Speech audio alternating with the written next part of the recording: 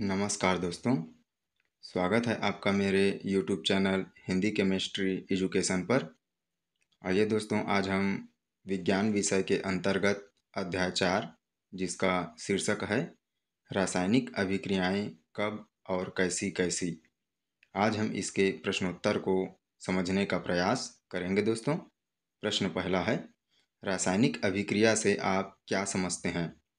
यह प्रश्न कहना चाह रहा है दोस्तों कि रासायनिक अभिक्रिया क्या है। तो दोस्तों याद रखिएगा, दो प्रकार की अभिक्रिया, रासायनिक अभिक्रिया और भौतिक अभिक्रिया। इन दोनों में एकदम सिंपल अंतर होता है दोस्तों।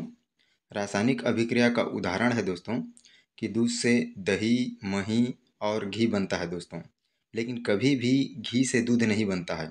अर्थात जो एक बार बनने के बाद दोबारा अपनी स्थिति पर वापस नहीं आता है, वो कहलाता है दोस्तों रासायनिक अभिक्रिया। जैसे कि लकड़ी जलने के बाद कोयला बनता है, कोयला कभी भी वापस लकड़ी नहीं बनता है। कागज जलने के बाद राख बनता है, राख कभी भी कागज नहीं बनता है। तो ऐसी अभिक्रिया को क्या कहते हैं दोस्तों? रासायनिक अभिक्रिया कहते हैं। इसमें हमेशा एक नए पदार्थ बनता है, जबकि भौतिक परिवर्तन वापस अपनी स्थिति पर आ जाता है दोस्तों। जैसे कि उदाहरण पे यदि हम देखते हैं दोस्तों, तो पानी पानी क्या होता है दोस्तों? बर्फ़ बन जाता है, बर्फ़ से फिर पिघल करके पानी पे वापस आ जाता है। तो वापस अपनी स्थिति पर आ जाने वाली स्थिति को क्या कहते हैं दोस्तों? हम भौतिक परिवर्तन कहते हैं। तो ठीक है दोस्तों, इसको याद रखिएगा आप। अब हम इसकी उत्तर देखते हैं।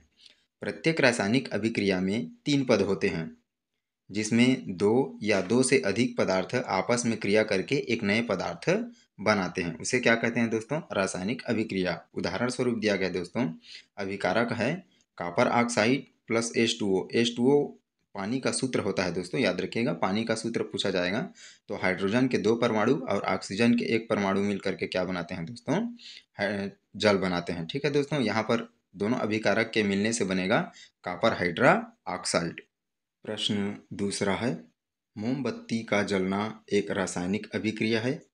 इस अभिक्रिया से जुड़े संभावित लक्षण लिखिए। ये कहना चाह रहा है दोस्तों कि मोमबत्ती का जलना एक रासायनिक अभिक्रिया है, ये तो बता ही दिया गया है। तो हमको क्या करना है, रासायनिक अभिक्रिया की पहचान हम किस तरीक़ा से करेंगे कि ये रासायनिक अभिक्रिया है, उसके लक्षण को हमको बताना है दोस्तों।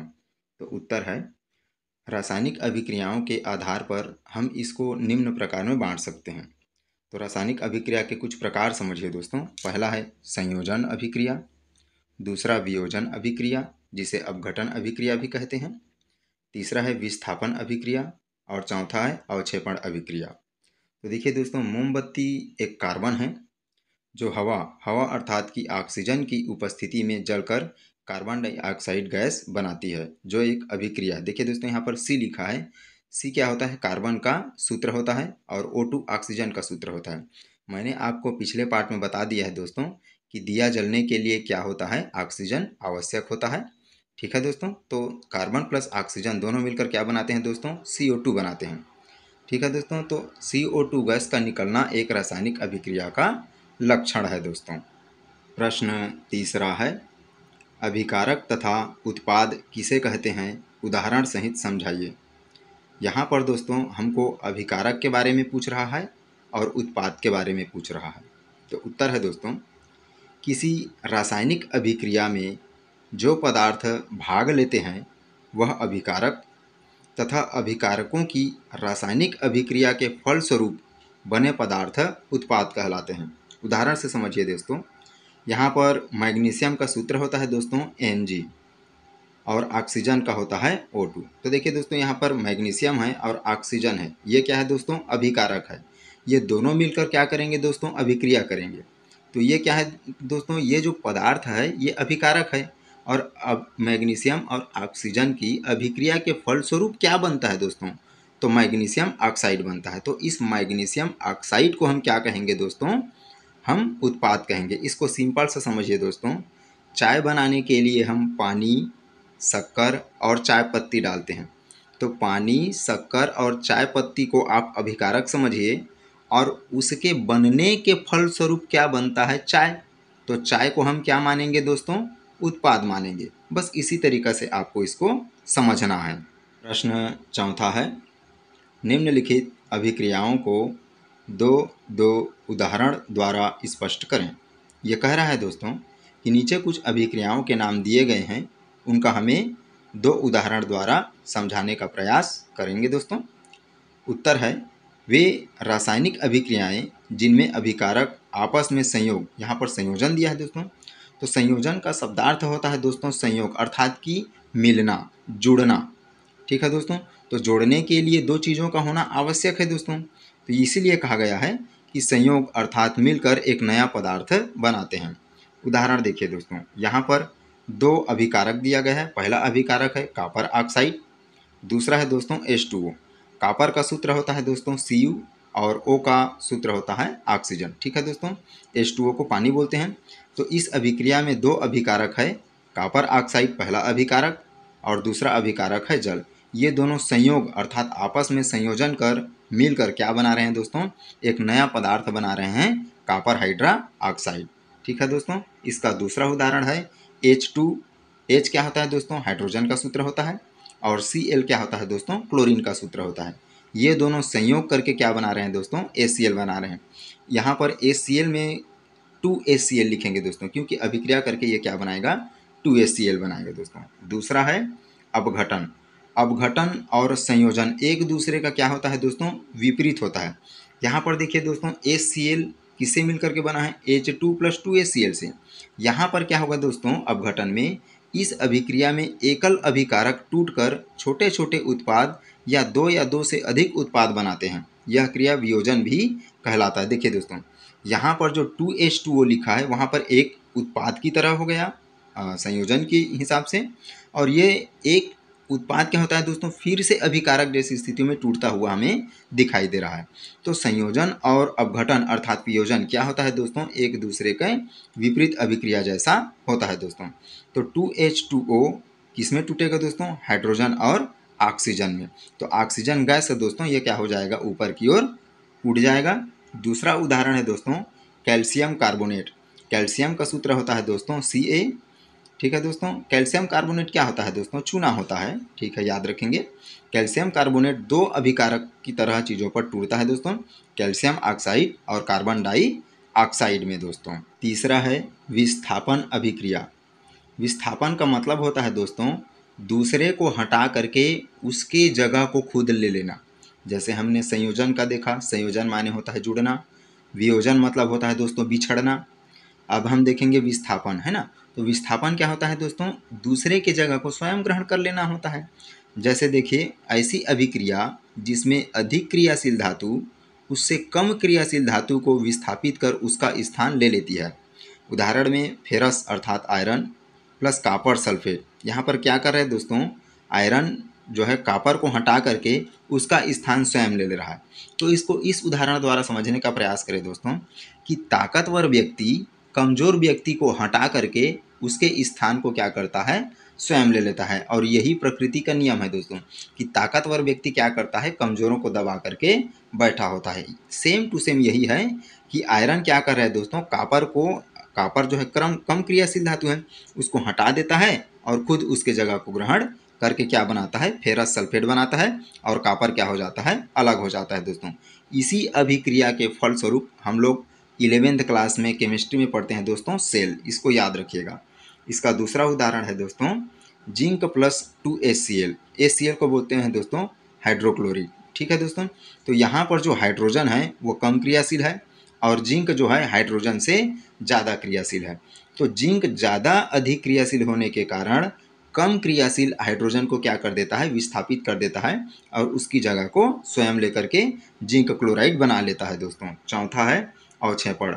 अवक्षेपण का मतलब होता है दोस्तों, कहा जाए तो अवक्षेप अर्थात ठोस अघुलनशील वस्तु का बचना क्या कहलाता है, अवक्षेपण कहलाता है दोस्तों।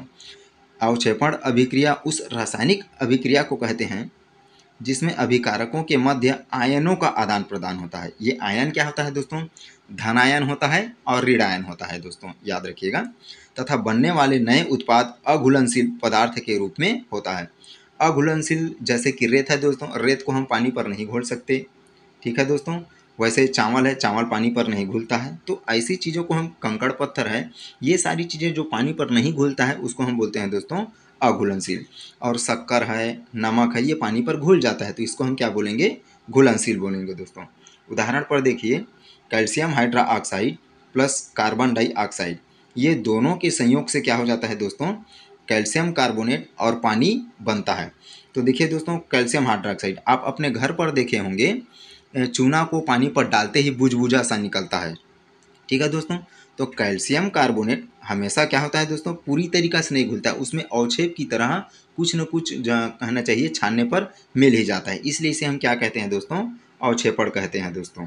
प्रश्न 5वां, यदि चूने का पानी बनाकर उसे खुला छोड़ दिया जाए तो अगले दिन उसमें क्या परिवर्तन होगा और क्यों होगा दोस्तों।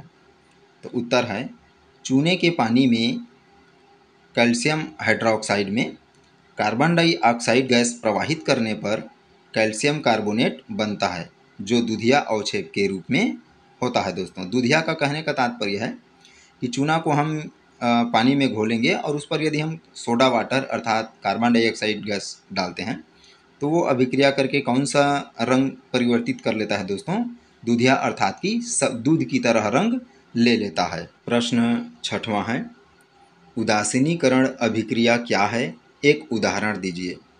यहाँ पर उदासीनीकरण अभिक्रिया पूछा जा रहा है दोस्तों।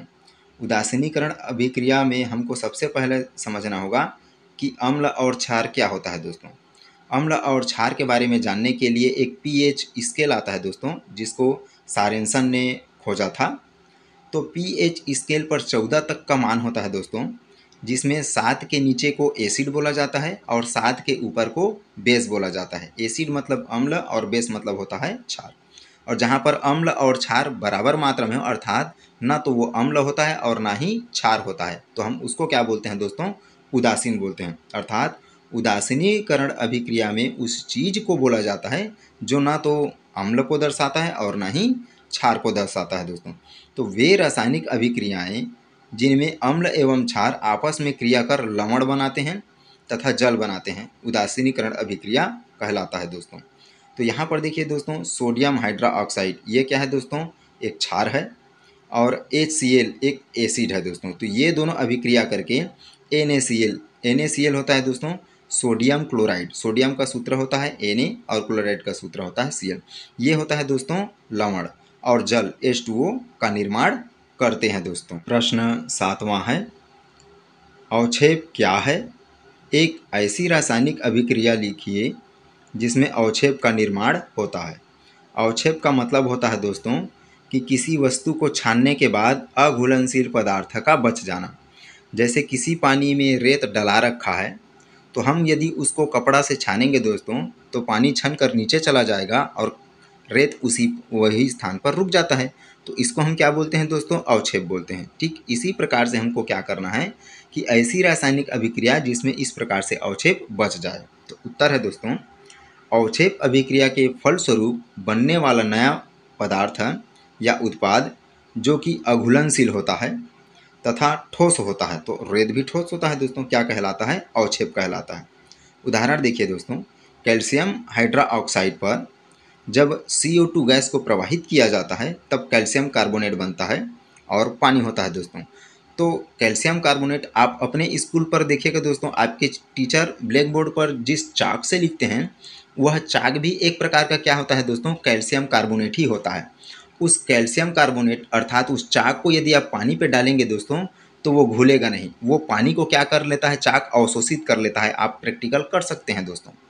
तो कैल्शियम कार्बोनेट पानी को अवशोषित कर लेता है, घुलता नहीं है दोस्तों।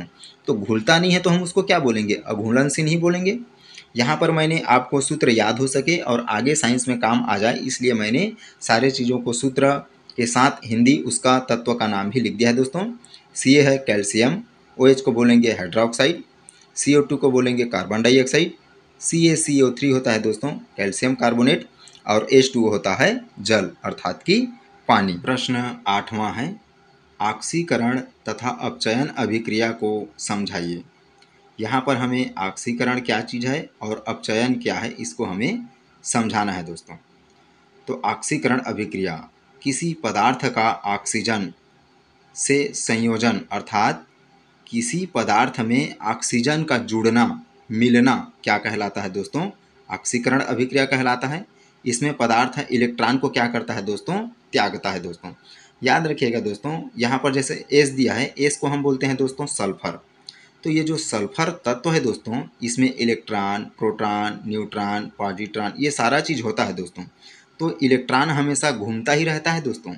इलेक्ट्रॉन कभी भी स्थायी नहीं होता है, ये हमेशा घूमता ही रहता है अपने कक्ष में। ठीक है दोस्तों। तो ये इलेक्ट्रॉन जो है स्थायी होने के लिए क्या करता है दोस्तों, इलेक्ट्रॉन का त्याग कर देता है या इलेक्ट्रॉन को ग्रहण करता है। ये प्रत्येक तत्व का नियम होता है दोस्तों। स्थायित्व प्राप्त करने के लिए इलेक्ट्रॉन को त्यागना या इलेक्ट्रॉन को ग्रहण करना, ये तत्व का गुण होता ही है। तो ऑक्सीजन क्या करता है दोस्तों, ऑक्सीजन से संयोग करके ऋण विद्युतीय आयन, यहाँ पर मैंने आपको पिछले प्रश्न में बताया दोस्तों, आयन क्या होता है, या तो धन आयन होता है या फिर ऋण आयन होता है। तो यहाँ पर सल्फर ऑक्सीजन से क्रिया करके इलेक्ट्रॉनों का आदान प्रदान कर क्या करता है दोस्तों, सल्फर डाइऑक्साइड बनाता है। इसमें एक चीज़ को याद रखिएगा दोस्तों, यदि एक तत्व देने वाला है इलेक्ट्रॉन, तो दूसरा तत्व लेने वाला भी होना आवश्यक है दोस्तों। यदि कोई दे रहा है, कोई लेने वाला है ही नहीं, तो अभिक्रिया पूरा नहीं हो पाएगा दोस्तों। तो एक देने वाला होना चाहिए, तो एक लेने वाला भी तत्व होना अति आवश्यक है दोस्तों। दूसरा है दोस्तों अपचयन अभिक्रिया। अपचयन अभिक्रिया और ऑक्सीकरण अभिक्रिया एक दूसरे का विपरीत होता है दोस्तों। उसमें ऑक्सीजन को क्या करता है दोस्तों, संयोजन करता है, जोड़ता है। तो यहाँ पर क्या करता है दोस्तों, वो ऑक्सीजन को त्याग देता है। किसी पदार्थ का हाइड्रोजन अर्थात धन विद्युती से क्रिया करना तथा किसी यौगिक में ऑक्सीजन की कमी अपचयन कहलाता है, अर्थात ऑक्सीजन को निकाल दिया जाना है दोस्तों। इस अभिक्रिया में पदार्थ द्वारा इलेक्ट्रॉन को क्या कर दिया जाता है दोस्तों, ग्रहण कर लिया जाता है दोस्तों। तो किसी भी अभिक्रिया में यदि कोई इलेक्ट्रॉन त्याग रहा है तो वो क्या है दोस्तों, ऑक्सीकरण है। और यदि वो क्या कर रहा है दोस्तों, इलेक्ट्रॉन को ग्रहण कर रहा है, तो वो क्या होगा दोस्तों, अपचयन होगा। इसको प्रश्न 9वां है, सही विकल्प चुन कर लिखिए। यहाँ पर हमको क्या करना है दोस्तों, जो 4 ऑप्शन दिया गया है उसमें से हमें सही चीज़ों को बताना है दोस्तों। NaOH, यहाँ पर Na को बोलेंगे दोस्तों सोडियम और OH को बोलेंगे hydroxide. Sodium hydroxide plus HCl, ये अभिक्रिया करके क्या बनाएंगे दोस्तों, सोडियम क्लोराइड प्लस H2O। यहाँ पर ये 2O 20 जैसा हो गया है, तो उसको सुधार लेंगे दोस्तों, वो होगा H2O। यहाँ पर जो अभिक्रिया हो रहा है वो अपघटन अभिक्रिया है, संयोजन अभिक्रिया है, उदासीनीकरण अभिक्रिया है या अवक्षेपण अभिक्रिया है। तो उत्तर होगा दोस्तों उदासीनीकरण अभिक्रिया, क्योंकि उदासीनीकरण अभिक्रिया का पहचान है लवण और जल का निर्माण होना। दूसरा है दोस्तों, दहन के समय पदार्थ ऑक्सीजन से जुड़ता है, तो यह क्रिया होगी अपचयन, ऑक्सीकरण, अपघटन या विस्थापन। दहन का मतलब होता है दोस्तों जलना। ठीक है दोस्तों, जब कोई वस्तु जल रहा है तो पदार्थ क्या होता है दोस्तों, ऑक्सीजन से जुड़ता है। तो ये कौन सी अभिक्रिया होगा, तो मैंने आपको बता रखा है दोस्तों, ऑक्सीकरण और अपचयन में यदि ऑक्सीजन जुड़ता है तो हम उसको क्या बोलते हैं, ऑक्सीकरण बोलते हैं। और यदि ऑक्सीजन निकल रहा हो या इलेक्ट्रॉन को ग्रहण किया जा रहा है स्थिति हो तो क्या बोलते हैं, अपचयन बोलते हैं। तीसरा है, इनमें से कौन सा लक्षण रासायनिक अभिक्रिया का नहीं है, अर्थात इन चारों में कौन सा चीज़ रासायनिक अभिक्रिया नहीं है। क्रिया में ऊष्मा का उत्पन्न होना, उत्पाद के रंग में परिवर्तन होना, गैस उत्पन्न होना, नए पदार्थ का न बनना। तो हमने देखा है दोस्तों कि रासायनिक अभिक्रिया में नया पदार्थ बनता ही बनता है, तो इसका उत्तर हो जाएगा चौथा वाला, नए पदार्थ का ना बनना। चौथा है दोस्तों 2KClO3 2KCl प्लस 3O2 में टूट रहा है, तो ये क्या होगा दोस्तों, ये होगा अपघटन या वियोजन अभिक्रिया। 10वां है, रासायनिक अभिक्रिया के प्रकार लिखिए। ये कह रहा है दोस्तों, नीचे कुछ अभिक्रिया दिया गया है, उसका हमको प्रकार बताना है कि वो कौन से प्रकार का रासायनिक अभिक्रिया है। दोस्तों मैंने कक्षा 8वीं की संस्कृत विषय का संपूर्ण PDF बना लिया है दोस्तों। यदि आपको संस्कृत विषय का पाठ 1 से पाठ 19 तक के संपूर्ण प्रश्नोत्तर चाहिए दोस्तों, तो स्क्रीन पर आपको मेरा मोबाइल नंबर, जिस पर आप गूगल पे, फ़ोनपे, पेटीएम या QR कोड भी इस पर दिखेगा दोस्तों, आप उसको स्कैन करके मात्र 10 रुपये दे करके दोस्तों संस्कृत का PDF प्राप्त कर सकते हैं दोस्तों। आगे भी मैं आपके लिए कक्षा 9वीं के लिए वीडियो बनाऊंगा दोस्तों, तो यदि आप मेरे चैनल पर पहली बार आए हैं तो चैनल को सब्सक्राइब कर लें, आगे भी हम आपके लिए वीडियो बनाते रहेंगे दोस्तों। पहला है NH3 plus HCl ammonium chloride. ये कौन सा अभिक्रिया है दोस्तों? तो संयोजन अभिक्रिया है, क्योंकि यहाँ पर दो अभिकारक मिलकर के एक उत्पाद बना रहे हैं। दूसरा है sodium hydra oxide plus hydrochloric acid. ये हो जाएगा दोस्तों उदासीनीकरण अभिक्रिया, क्योंकि ये लवण और पानी का निर्माण कर रहा है। तीसरा है 2NH3 बराबर क्या बन रहा है दोस्तों? ये नाइट्रोजन और हाइड्रोजन में टूट रहा है, तो ये क्या होगा दोस्तों? ऑक्सीकरण अभिक्रिया होगा।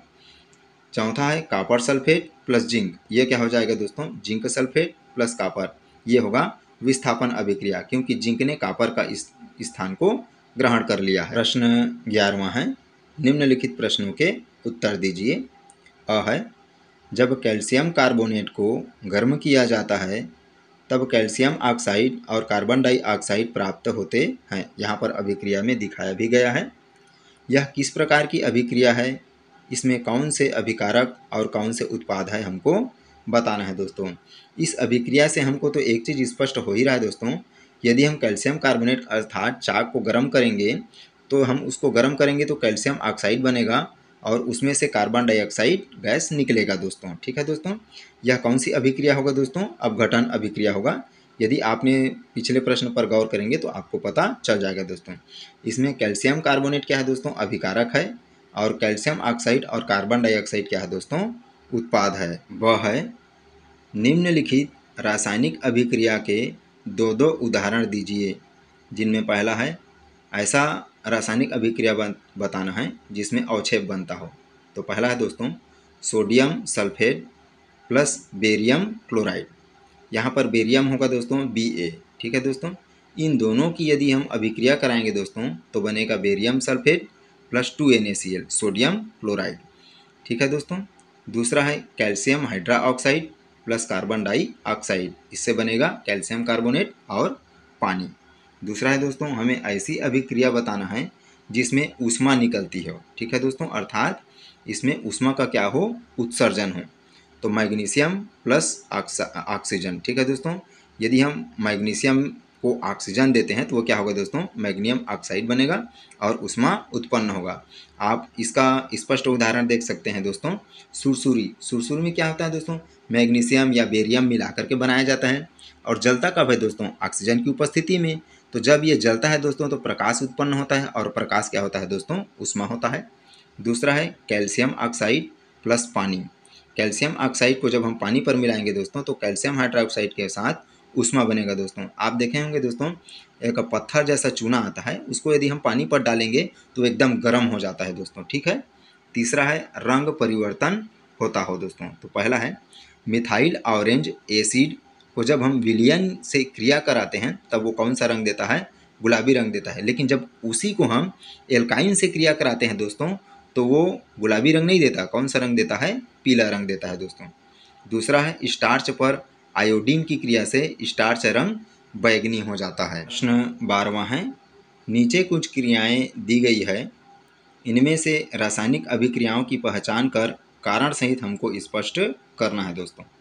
क है बर्फ का पिघलना। बर्फ का पिघलना एक भौतिक परिवर्तन है, क्योंकि ये वापस अपनी स्थिति पर आ जाता है। दूसरा है दोस्तों शक्कर का पानी में घुलना। ये कौन सा है? भौतिक परिवर्तन है, क्योंकि शक्कर पानी में घुल जाता है, लेकिन जब हम गर्म करते हैं तो पानी वाष्प बन करके उड़ जाता है और बच क्या जाता है? शक्कर। तीसरा है लकड़ी का जलना। लकड़ी का जलना एक रासायनिक परिवर्तन है दोस्तों। क्यों रासायनिक परिवर्तन है? क्योंकि लकड़ी जलने के बाद कोयला बन जाता है, लेकिन वापस कोयला से लकड़ी नहीं बनता है। लकड़ी ऑक्सीजन की उपस्थिति में जलकर कार्बन डाइऑक्साइड गैस बनाता है दोस्तों। घ है कटे हुए आलू, बैंगन तथा सेव का काला पड़ जाना। आप देखे होंगे दोस्तों कि सेव को जैसे ही हम एक बार खाते हैं और छोड़ देते हैं तो वो काला पड़ जाता है ना? ऐसे ही आलू के साथ भी होता है। तो यह एक रासायनिक अभिक्रिया है, क्योंकि ये एक बार ख़राब हो जाने के बाद दोबारा फिर से साफ़ सुथरा तो होता नहीं है दोस्तों। तो कटे हुए आलू, बैगन तथा सेव की खुले सतह पर वसा तथा स्टार्च की उपस्थिति होता है दोस्तों। अर्थात इसमें क्या होता है? आलू आप देखे होंगे दोस्तों, आलू को यदि हम किसी कागज़ पर रगड़ देते हैं तो रगड़ने के पश्चात उसमें हम कागज़ के एक तरफ कुछ लिखेंगे तो वो दूसरे तरफ स्पष्ट रूप से दिखाई देता है दोस्तों।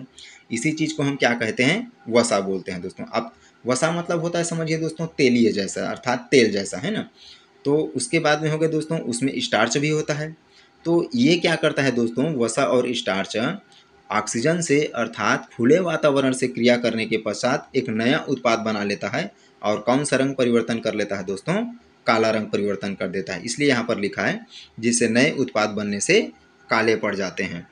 अंगा है दोस्तों मोम का पिघलना। मोम का पिघलना दोस्तों भौतिक परिवर्तन है। च है चांदी के आभूषणों का काला पड़ जाना। चांदी के आभूषण भी क्या करता है दोस्तों, पानी पड़ने के पश्चात बाहरी ऑक्सीजन से क्रिया करके कौन सा रंग ग्रहण कर लेता है, काला पड़ जाता है। ये भी एक रासायनिक अभिक्रिया है। चांदी के आभूषण को खुला छोड़ने पर चांदी वायु में उपस्थित सल्फर सल्फाइड के कारण क्या पड़ जाता है, काले रंग में बन जाता है। 6 है दूध का खट्टा हो जाना। उत्तर यह एक रासायनिक अभिक्रिया है। कारण है दोस्तों कि दूध में पाई जाने वाली जो बैक्टीरिया होता है वे लैक्टिक अम्ल होते हैं दोस्तों, है ना, उसके साथ क्रिया करके क्या बना लेता है, खट्टा हो जाता है दोस्तों। इस अम्ल के कारण दूध क्या हो जाता है, खट्टा हो जाता है। ज है हरे पौधों द्वारा सूर्य के प्रकाश में भोजन का निर्माण करना। ठीक है दोस्तों, यह भी एक रासायनिक अभिक्रिया है।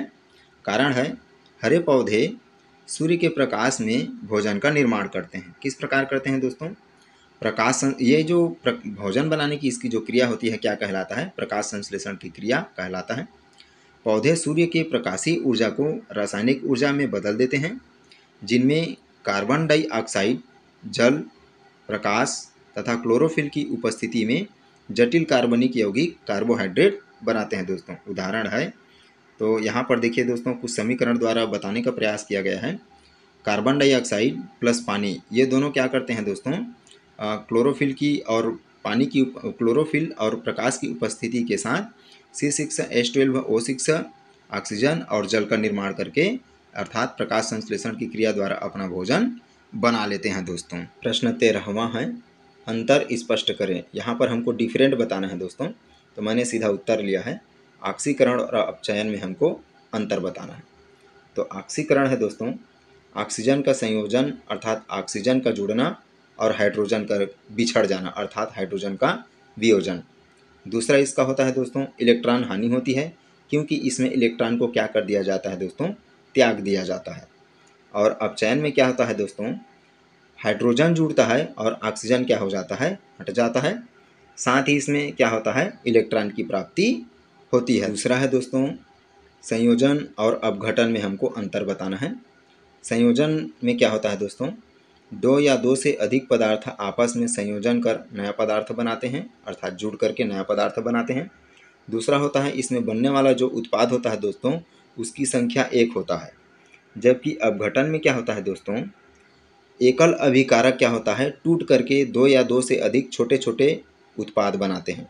ठीक है दोस्तों। दूसरा होता है इसमें जो बनने वाले उत्पाद होते हैं उसकी संख्या 2 भी हो सकता है या 2 से अधिक भी हो सकता है। प्रश्न 14 है रासायनिक अभिक्रिया के लक्षण बताइए। यह कह रहा है दोस्तों कि हम किन किन लक्षण के आधार पर पहचानेंगे कि ये रासायनिक अभिक्रिया है। तो यहाँ पर कुछ उसके लक्षण दिए गए हैं दोस्तों। पहला है प्रत्येक रासायनिक अभिक्रिया में पद आवश्यक होते हैं अर्थात अभिकारक और अभिकारक दोनों संयोजन करके क्या बनाते हैं, उत्पाद बनाते हैं। दूसरा है कुछ रासायनिक अभिक्रिया में नए पदार्थ बनते हैं तो अभिकारक संयोजन करके नए पदार्थ तो बनाते ही हैं। तीसरा है कुछ रासायनिक अभिक्रिया में गैस भी उत्पन्न होता है चाहे वो हाइड्रोजन हो या ऑक्सीजन हो। चौथा है कुछ रासायनिक अभिक्रिया में ऊष्मा भी उत्पन्न होता है। पांचवा है अवस्था के रंग में परिवर्तन भी हो जाता है। और छठवां है दोस्तों कुछ रासायनिक अभिक्रिया में ऊष्मा का अवशोषण भी होता है। ऊष्मा अवशोषण मतलब कि ऊष्मा ले करके अभिक्रिया कराया जाता है। प्रश्न 15वां है ऐसी रासायनिक अभिक्रिया के उदाहरण लिखिए जो एक से अधिक लक्षणों को प्रदर्शित करती है। अर्थात हमें कुछ रासायनिक अभिक्रिया के प्रकार हैं संयोजन, वियोजन, विस्थापन, अवक्षेपण, उदासीनीकरण, है ना। तो हमें ऐसी कोई भी एक रासायनिक अभिक्रिया बताना है जो एक से अधिक लक्षण को प्रदर्शित कर रहा है। तो यहाँ पर देखिए अभिकारक सोडियम और अभिकारक पानी ये दोनों संयोग करके क्या बना रहे हैं, सोडियम हाइड्रोक्साइड और हाइड्रोजन गैस उत्सर्जित हो रहा है दोस्तों। तो उपयुक्त अभिक्रिया में गैस निकल रहा है, हाइड्रोजन गैस निकल रहा है। और स्वयं जलती भी है। ठीक है दोस्तों, तो यहाँ पर तथा अभिकारक की अवस्था जो कि ठोस होती है। यहाँ पर अभिकारक है इधर सोडियम और पानी, तो यहाँ पर सोडियम ठोस होगा दोस्तों, पानी तो कभी ठोस होता है कब होता है, तो बर्फ की स्थिति में पानी भी क्या होता है, ठोस होता है दोस्तों, जो घुलित अवस्था में बदल जाता है। अतः इस अभिक्रिया में गैस निकलना, ऊष्मा उत्सर्जित होना तथा अभिकारक की अवस्था में परिवर्तन जैसे लक्षण दिखाई देते हैं। प्रश्न 16वां है, अपने आसपास होने वाले रासायनिक परिवर्तनों की सूची बनाइए तथा उन्हें रासायनिक क्रियाओं के विभिन्न प्रकारों में बांटिए। यह कह रहे हैं दोस्तों कि हम जिस स्थान पर या जिस वातावरण पर अपना जीवन निर्वाह कर रहे हैं, उस जीवन निर्वाह करने वाली वातावरण पर कौन कौन सी रासायनिक अभिक्रिया है, उसका हमें प्रकार बताना है कि वो संयोजन है, वियोजन है, उदासीनीकरण है, क्या है, ये हमको बताना है दोस्तों। तो रासायनिक परिवर्तन जो हमारे आसपास होता है, पहला है दोस्तों नमक का पानी में घुल जाना, दही का जमना, लोहे में जंग लगना, चांदी के आभूषण का काला पड़ जाना, दूध का खट्टा हो जाना। तो देखिए दोस्तों, नमक का पानी में घुल जाना क्या होगा, उदासीनीकरण अभिक्रिया होगा। दही का जमना रासायनिक क्रिया है। लोहे में जंग लगना ऑक्सीकरण अभिक्रिया है। चांदी के आभूषण का काला पड़ जाना भी ऑक्सीकरण अभिक्रिया है। और दूध का खट्टा हो जाना रासायनिक अभिक्रिया है। प्रश्न 17वां है, जो कि इस पाठ का अंतिम प्रश्न है। सीमा ने जब ग्लूकोज मुंह में डाला तब जीभ में उसे ठंडा ठंडा लगा, ऐसा क्यों हुआ होगा, इस क्रिया को क्या कहेंगे। दोस्तों, यदि वीडियो अच्छा लगे तो लाइक और शेयर करना बिल्कुल ना भूलें। साथ ही यदि आप मेरे YouTube चैनल पर पहली बार आए हैं तो चैनल को सब्सक्राइब करें और बगल में देखे बेल आइकन को दबा दें। दोस्तों वीडियो का व्यू तो बहुत होता है, परंतु उसका लाइक बहुत कम आता है। दोस्तों, अच्छा लगे तो लाइक करना बिल्कुल ना भूलिएगा। साथ ही यदि आपको संस्कृत विषय का PDF चाहिए तो आपको स्क्रीन पर मोबाइल नंबर या QR कोड दिख रहा होगा, उसमें से आप प्राप्त कर सकते हैं दोस्तों, मात्र 10 रुपये दे करके। इसका उत्तर है दोस्तों, जब सीमा ग्लूकोज को मुंह में डालती है तब जीभ से ऊष्मा का अवशोषण होता है, जिससे जीभ ठंडा ठंडा लगता है। यह एक ऊष्माशोषी अभिक्रिया है, क्योंकि इस क्रिया में ऊष्मा का अवशोषण होता है।